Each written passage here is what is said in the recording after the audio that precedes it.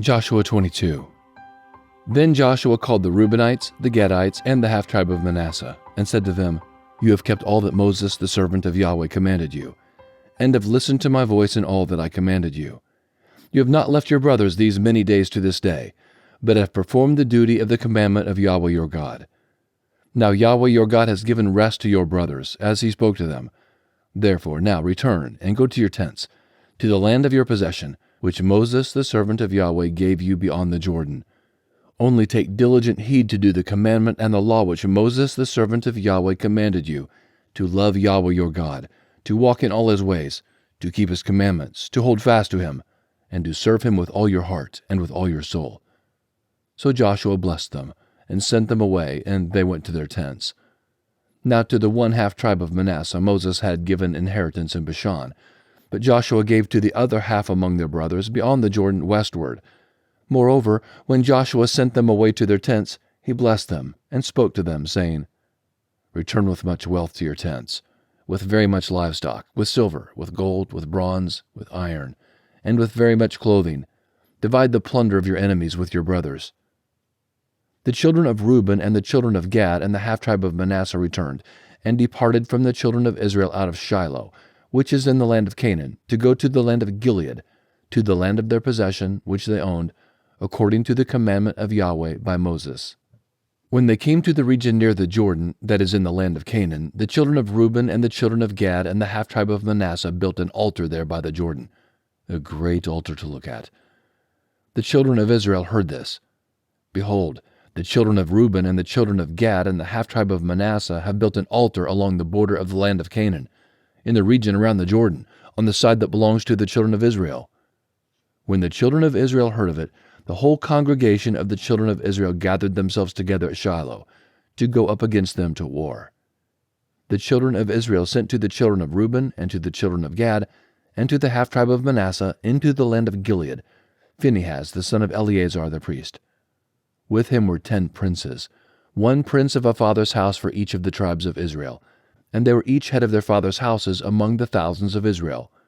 They came to the children of Reuben, and to the children of Gad, and to the half-tribe of Manasseh, to the land of Gilead, and they spoke with them, saying, The whole congregation of Yahweh says, What trespass is this that you have committed against the God of Israel, to turn away today from following Yahweh, in that you have built yourselves an altar, to rebel today against Yahweh?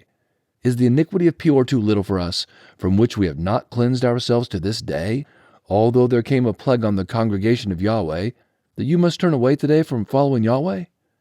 It will be, since you rebel today against Yahweh, that tomorrow he will be angry with the whole congregation of Israel.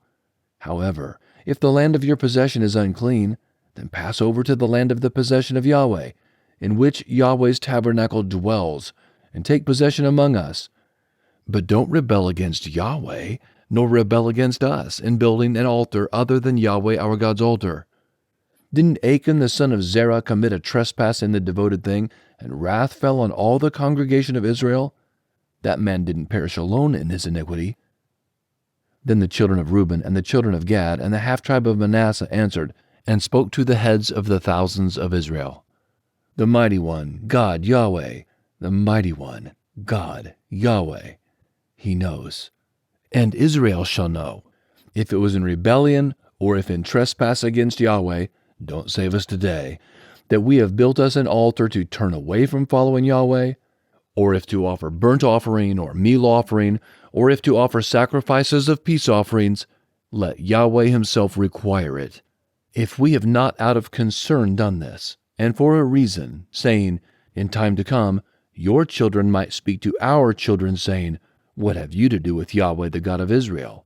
For Yahweh has made the Jordan a border between us and you, you children of Reuben and children of Gad. You have no portion in Yahweh. So your children might make our children cease from fearing Yahweh. Therefore we said, Let's now prepare to build ourselves an altar, not for burnt offering, nor for sacrifice, but it will be a witness between us and you, and between our generations after us, that we may perform the service of Yahweh before him with our burnt offerings, with our sacrifices, and with our peace offerings, that your children may not tell our children in time to come, You have no portion in Yahweh. Therefore we said, It shall be, when they tell us or our generations this in time to come, that we shall say, Behold the pattern of Yahweh's altar, which our fathers made, not for burnt offering, nor for sacrifice, but it is a witness between us and you. Far be it from us that we should rebel against Yahweh, and turn away today from following Yahweh, to build an altar for burnt offering, for meal offering, or for sacrifice, besides Yahweh our God's altar that is before his tabernacle. When Phinehas the priest and the princes of the congregation, even the heads of the thousands of Israel that were with him, heard the words that the children of Reuben and the children of Gad and the children of Manasseh spoke, it pleased them well. Phinehas the son of Eleazar the priest said to the children of Reuben, to the children of Gad, and to the children of Manasseh, Today we know that Yahweh is among us, because you have not committed this trespass against Yahweh. Now you have delivered the children of Israel out of Yahweh's hand. Phinehas the son of Eleazar the priest and the princes returned from the children of Reuben and from the children of Gad out of the land of Gilead to the land of Canaan, to the children of Israel, and brought them word again. The thing pleased the children of Israel. And the children of Israel blessed God, and spoke no more of going up against them to war, to destroy the land in which the children of Reuben and the children of Gad lived. The children of Reuben and the children of Gad named the altar, A Witness Between Us that Yahweh is God. Joshua 23. After many days, when Yahweh had given rest to Israel from their enemies all around, and Joshua was old and well advanced in years, Joshua called for all Israel, for their elders and for their heads, and for their judges and for their officers, and said to them, I am old and well advanced in years. You have seen all that Yahweh your God has done to all these nations because of you. For it is Yahweh your God who has fought for you. Behold, I have allotted to you those nations that remain, to be an inheritance for your tribes, from the Jordan with all the nations that I have cut off, even to the great sea toward the going down of the sun.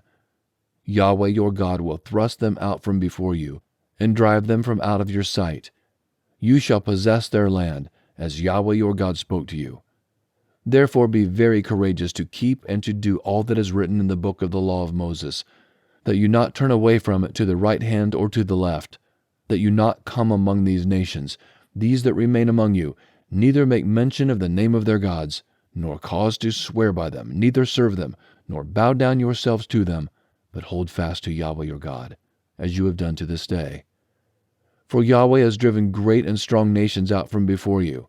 But as for you, no man has stood before you to this day. 1 man of you shall chase 1,000, for it is Yahweh your God who fights for you, as he spoke to you. Take good heed therefore to yourselves, that you love Yahweh your God. But if you do at all go back, and hold fast to the remnant of these nations, even those who remain among you, and make marriages with them, and go into them, and they to you, know for a certainty that Yahweh your God will no longer drive these nations from out of your sight, but they shall be a snare and a trap to you, a scourge in your sides, and thorns in your eyes, until you perish from off this good land which Yahweh your God has given you. Behold, today I am going the way of all the earth. You know in all your hearts and in all your souls that not one thing has failed of all the good things which Yahweh your God spoke concerning you. All have happened to you. Not one thing has failed of it.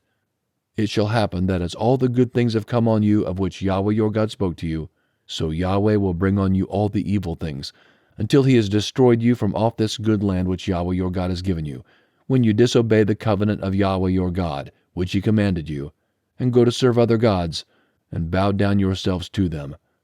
Then Yahweh's anger will be kindled against you, and you will perish quickly from off the good land which he has given to you. Joshua 24. Joshua gathered all the tribes of Israel to Shechem, and called for the elders of Israel, for their heads, for their judges, and for their officers. And they presented themselves before God. Joshua said to all the people, Yahweh the God of Israel says, Your fathers lived of old time beyond the river, even Terah, the father of Abraham and the father of Nahor. They served other gods. I took your father Abraham from beyond the river, and led him throughout all the land of Canaan, and multiplied his offspring, and gave him Isaac. I gave to Isaac Jacob and Esau, and I gave to Esau Mount Seir to possess it. Jacob and his children went down into Egypt. I sent Moses and Aaron, and I plagued Egypt, according to that which I did among them, and afterward I brought you out. I brought your fathers out of Egypt, and you came to the sea. The Egyptians pursued your fathers with chariots and with horsemen to the Red Sea. When they cried out to Yahweh, he put darkness between you and the Egyptians, and brought the sea on them and covered them. And your eyes saw what I did in Egypt. You lived in the wilderness many days.